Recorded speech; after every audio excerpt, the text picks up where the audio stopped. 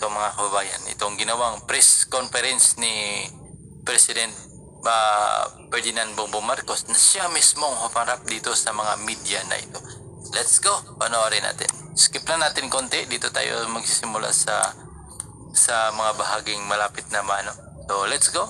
Unang start na kanyang sinasabi ay ito mga kababayan, panoorin natin. In the face-to-face education in the next semester. After which we talked with the Department of Transport at great length about some of the plans that we have to support the return of our students to face-to-face. So that's generally what was spoken about. Hindi kami natapos simply because there was so much to talk about. So I am planning perhaps for the next 2 or 3 weeks to accelerate the number of cabinet meetings, baka 2 a week muna. Hanggat maliwanag na, it's important to me that the entire cabinet understands what it is we are trying to do, how we are going to do it, what the timetable is, and how it all fits together. And that's what we made a good start on today. Before that, yesterday, as I'm sure as you have reported, I went to the Department of Agriculture so that I could also get a good idea of exactly what needs to be done. Because as I have stated so many times, the problems in the agricultural sector are primary to all that we are hoping to do. We cannot do many of the things unless we can see that the agricultural sector has strengthened. Food supply is such an important part. It is an existential part of our work, and so that is something that we have to be very, very careful with and attend to properly.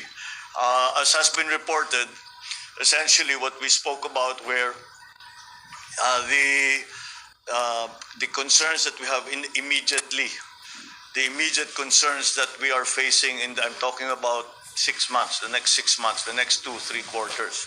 Yun ang aming pinag-uusapan na pag sinabi naming immediate. And that, of course, when I was in the Department of Agriculture, that was mostly concerned with the food supply in the next 2 quarters. I'm sure you are all aware of what's happening around the world. You have all seen the effects of the increasing food prices to all consumers everywhere. And this is what we are anticipating could happen if we are not well prepared. Many of the elements and many of the variables that have caused this food price crisis. There is enough food, but the price is too high. The food price crisis, many of the elements, if not all, have been variables over which we have no control. But nonetheless, we still have to feed our people, and so we still have to find strategies to make sure that those who are in need are supported by the government as best as we can do. So that is this, and then there is of course the long term. In the Department of Agriculture, I talked about rebuilding the value chain from the research and development all the way to the retail, which is something I think I've been talking about ad nauseum already. I don't know if you need for me to explain it all again, but it really is just to ensure food supply in the Philippines at a price that is actually affordable. Because we always have to remember, it's all very well having food supply, but if no one can afford it, it's still not hindi pa rin tayo nakatulong sa taong bayan. So those are the things that we discussed. In the cabinet meeting today, parang ganun din eh. We talked about immediate concerns, and then we had to talk about long-term concerns. Because that is, we're trying as we attend to immediate concerns, we are also trying to streamline the government so its function is better, its function is much more efficient and easier for the public as they have to do business, whatever business they have with the government, that it is easier and simpler and safer and more secure to do. So these are the different things that, of course, we spoke to it in much greater detail.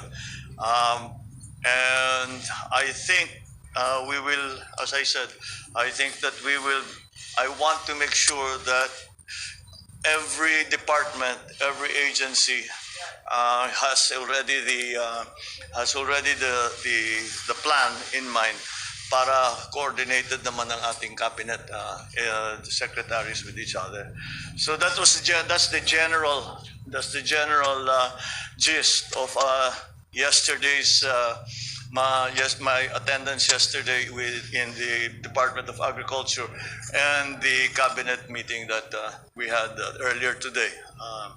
So I think I will now open the floor to a few questions. Ito na mga kabayan. Maricel Halili.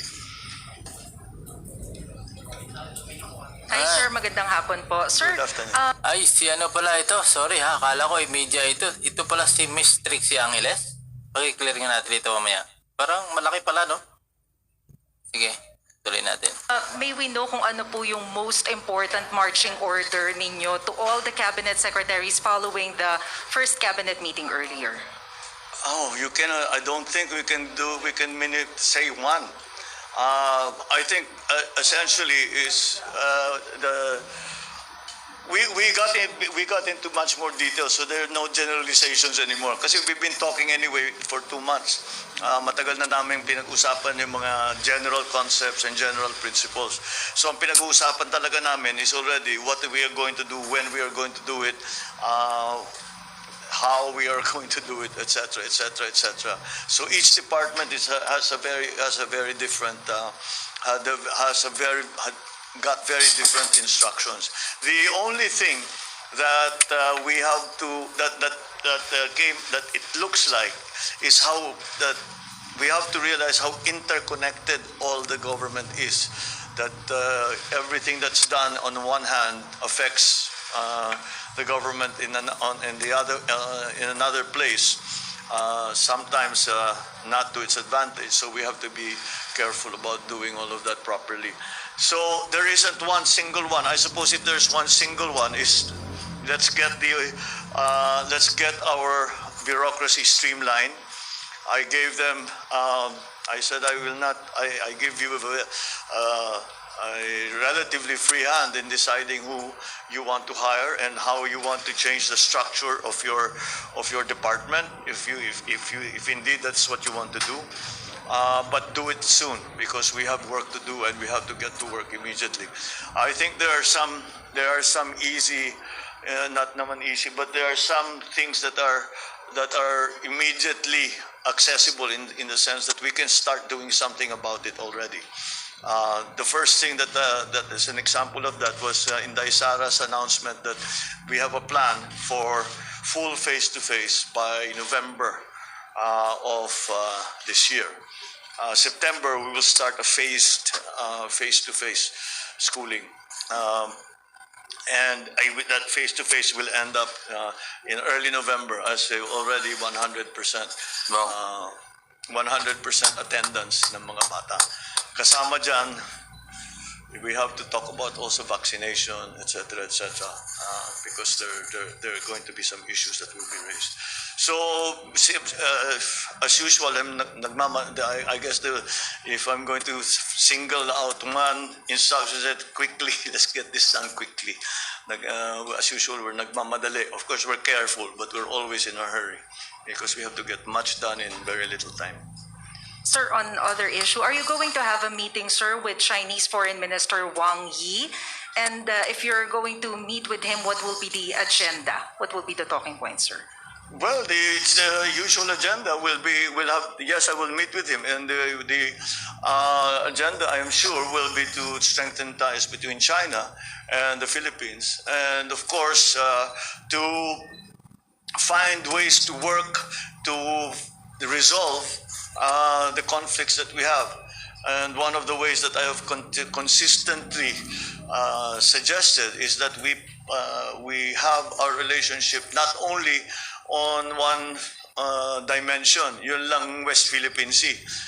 Let's add to that. Let's have the exchange, cultural exchanges, educational exchanges, even military, if that will be useful. Of course, the GTG has always been there. The private sector joint ventures have also been there. But I think that the more we do of that, the more it will help resolve the issues. I will also mention that it's an important player, an important actor in all of these in the region, in terms of the regional geopolitics, will be ASEAN. And even APEC, because they have an interest. They are stakeholders in this. So I think we can say that we need for those for them, for ASEAN especially, to be active for their member countries. So it's essentially always trying to find ways to improve relationships.